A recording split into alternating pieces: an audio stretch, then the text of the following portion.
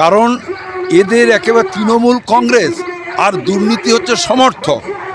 এই যে শিক্ষক যারা যোগ্য অযোগ্য বেছে দেবে কে? সরকারের দায়িত্ব, সরকারই তো নিয়োগ করেছে। তার এসএসসি থেকে বিভিন্ন তার যে মন্ত্রী, শিক্ষামন্ত্রী, সে তখন জেলে রয়েছে, তাহলে তার দায়িত্ব। এবং সর্বোপরি মাননীয় মুখ্যমন্ত্রী, তার দায়িত্ব, তার সই হলে তবে চাকরিতে নিয়োগ হয়। ক্যাবিনেটে পাশ হয়েছে, তাহলে সেই পাশ হয়েছে কোটি কোটি টাকার বিনিময়ে। যারা টাকা নিয়েছে তারা জেলে রয়েছে, প্রমাণিত হয়ে গেছে কোটি কোটি টাকা। স্বাভাবিকভাবে এই টাকা আপনার লিভস অ্যান্ড বাউন্সেও গেছে। তাহলে সেই জায়গায় দাঁড়িয়ে লিভস অ্যান্ড বাউন্সের মালিককে, লিভস অ্যান্ড বাউন্সের মালিক হচ্ছে অভিষেক ব্যানার্জি, তার বাবা মা। কিন্তু সেখানকার কর্মচারী ওই যে আপনার সুজয় কৃষ্ণ ভদ্র, আপনার সে অ্যারেস্ট হয়ে গেল, কাকু। তাহলে কাকু অ্যারেস্ট হচ্ছে, কর্মচারী অ্যারেস্ট হচ্ছে, কিন্তু সিবিআই ইডি এক নাম দিয়েছে জনৈক অভিষেক ব্যানার্জি। তার বাপের নামও নেই, কিছু নেই, তার ঠিকানা নেই।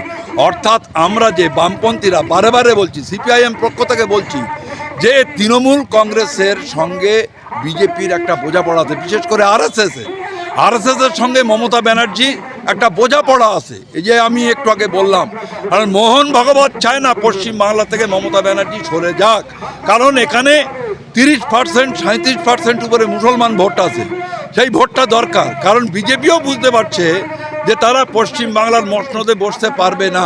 146টা আসন হচ্ছে, সেখানে বিধানসভা হচ্ছে মুসলিম ভোটের উপরে নির্ভর করে, 16টা লোকসভা নির্ভর করে স্বাভাবিকভাবেই। আর তার কাজ তো হয়ে যাচ্ছে, রাম মন্দির হচ্ছে কিন্তু জনগণের টাকা, আপনার আমার ট্যাক্সের টাকা না। রাম মন্দির করেছে নরেন্দ্র মোদীরা, ট্রাস্টি তৈরি করে। কিন্তু পশ্চিম বাংলায় যদি দেখি, আমি অন ক্যামেরা বলছি, কালীঘাটের মন্দির সংস্কার হচ্ছে কয়েকশো টাকা দিয়ে, 150 টাকা। কোথা থেকে টাকা পেল? এই যে আপনার জগন্নাথ মন্দির হচ্ছে দীঘায়, সেখানে প্রায় 200 কোটি টাকা।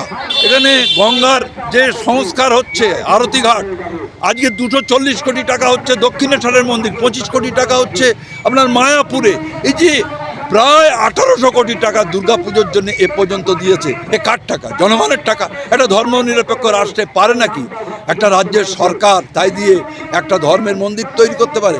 অর্থাৎ বোঝাপড়া রয়েছে। নরেন্দ্র মোদীরা যা না করছে, মমতা ব্যানার্জি পশ্চিম বাংলায় ওর থেকে বড় হিন্দু আর নেই। মুসলিমদের বিজেপি এসে যাবে, আরএসএস এসে যাবে, ভয় দেখানো হচ্ছে। কিন্তু গোটা পশ্চিম বাংলা জুড়ে জাল ওষুধ। আজকে যে তিলোত্তমা খুন হলো, কেন সেখানে ধর্ষণ হয়ে খুন হতে হলো? তার একটাই কারণ হচ্ছে সে প্রতিবাদ করেছিল। সে সন্দীপ ঘোষকে বলেছিল, অধ্যক্ষকে, যে জাল ওষুধ। এবং আজকে সেখানে কোটি কোটি টাকা।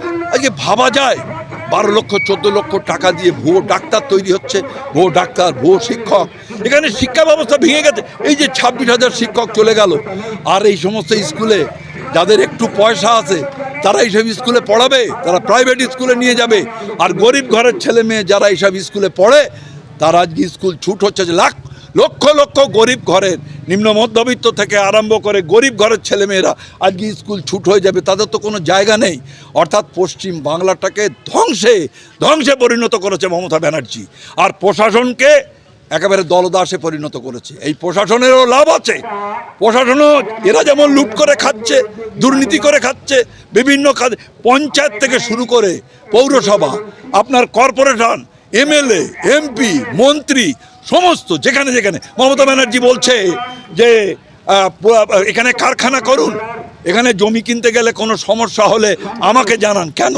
তার মানে তার দলের লোক হোক আর প্রশাসনের কোনো লোক হোক, কোনো দপ্তর, বিএলআরও থেকে আরম্ভ করে, তারা টাকা চাইলে আমাকে দাও। অর্থাৎ পশ্চিম বাংলায় কাটমানি টাকা ছাড়া কোনো কিছু হয় না। তারা যাবে ওখানে ভলেন্টিয়ারি সার্ভিস করতে যাবে।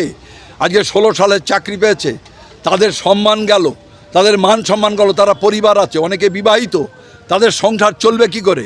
আর উনি বলছেন ওখানে ভলেন্টিয়ারি সার্ভিস দিতে। এ হয় নাকি? প্রত্যেকের আত্মসম্মান বোধ আছে। এর জন্য দায়ী মুখ্যমন্ত্রীকে পদত্যাগ করতে। কোর্টের দিকে আঙুল তুলছে, কোর্ট যোগ্য অযোগ্য বেছে দেবে, তোমরাই তো নিয়োগ করেছো। সুতরাং এই দায় সরকারের, এই দায় নিয়ে মুখ্যমন্ত্রীকে অবিলম্বে যদি মান সম্মান থেকে থাকে ও পদত্যাগ করে। আগামীকাল ইন্ডোরে দেখলাম যে বহিরাগতদের ঢোকার ব্যবস্থা করে ওখানে স্থায়ী শিক্ষকদের ঢুকিয়েছে। মাননীয় মুখ্যমন্ত্রী যাবেন বলে ওনার যে শিক্ষক সংগঠন যাদের চাকরি যায়নি, তার আগে নেতাজি ইন্ডোর ভরিয়ে ফেলেছে। কিন্তু যাদের চাকরি চলে গেল তারা ওখানে ঢুকতে গিয়ে আপনারাই জানেন, বিভিন্ন মিডিয়া দেখিয়েছে, তারা বারবার অনুরোধ করছে ওখানে যাবে, সেখানে বাধা দেওয়া হচ্ছে, তাদের ঢুকতে দেওয়া হচ্ছে না। ও তো মিথ্যাচার করছে, ও তো মিথ্যা কথা বলে বলে এই পর্যন্ত মিথ্যাচার করছে ওরে।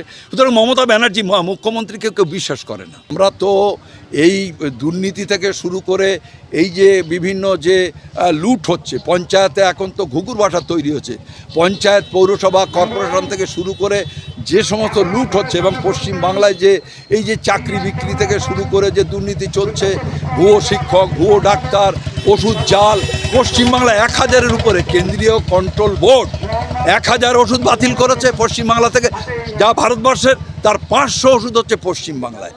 নিম্নমানের স্যালাইন, নিম্নমানের ওষুধ, যে কম্পোজিশন থাকার কথা তা নেই।